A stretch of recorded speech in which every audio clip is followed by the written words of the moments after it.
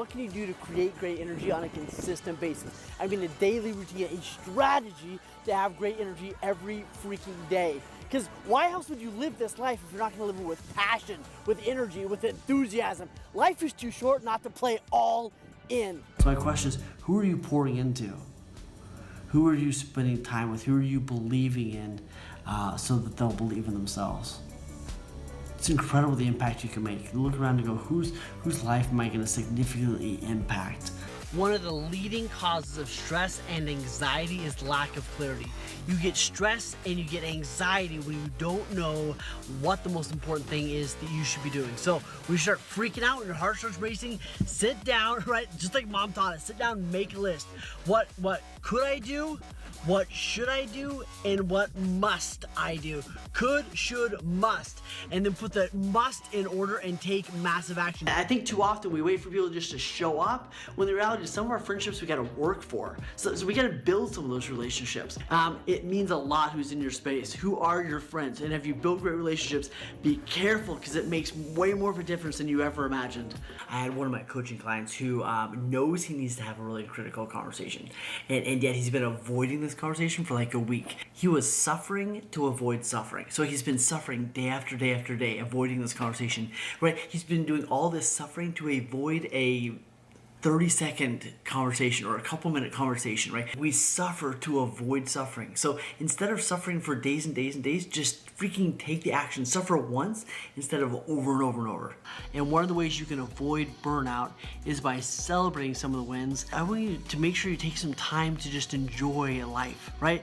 So here it is, it's 11 o'clock at night, got up early today, been hustling all day long, right? Worked my tail off, kids are in bed.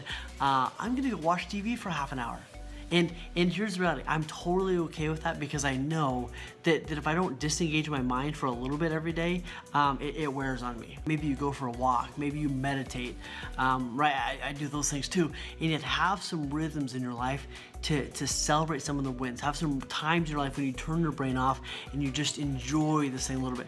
There's no point in running this race so hard that you don't enjoy any of it.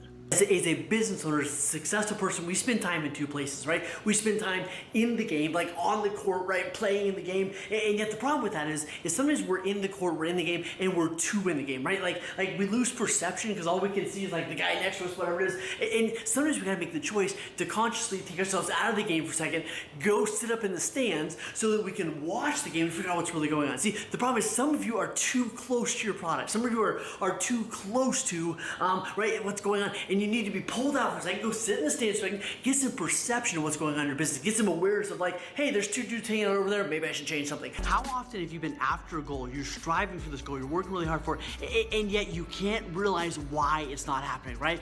If you're not hitting your goal, you may be nailing your unconscious goal.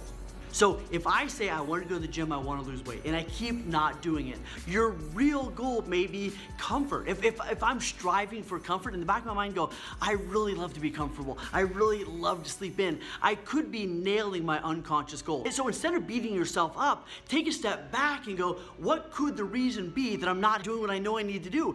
Too often when we don't hit our actual goal, it's because we're nailing our unconscious goal. The addiction to distraction ruins many potentially awesome lives. How true is that? It's not mediocrity, it's the fact that we're unwilling to commit to one thing and we are distracted beyond belief. Okay, here's the other one. People do not decide their futures, they decide their habits, and their habits determine their futures. By F.M. Alexander. If we just got those two things, if we just got clear on our habits, and then we got clear on getting rid of distractions, our lives would be dramatically different. One of my very best friends from childhood is going in for a massive brain surgery and doesn't know if he'll be able to remember his family, me, anyone when he comes out of the surgery. Life is tough. I remember somebody told me one time, they go, in life there's more hard than good. And she goes, that doesn't mean you should be sad. It just means there's a lot of tough stuff that happens in life. So I guess my question for you would be, what do you do to go through the hard times? What are some of your strategies to move through some of this pain? What would you say to somebody else that's going through pain? Someone that loses their mom, someone that loses a best friend, someone that loses their dad, or even someone that's just going through it, right? Doesn't know how it's gonna be. I'd love to know. Love to add them to my mind. What are some of your best practices? What are some of the best things you do? So when you have that chance to play with your kids, be there and play hard. When you have that chance to have lunch with somebody that you care about, go have lunch with them. When you have a chance to tell somebody you love them, just tell them you love them. Life is short. Play all in.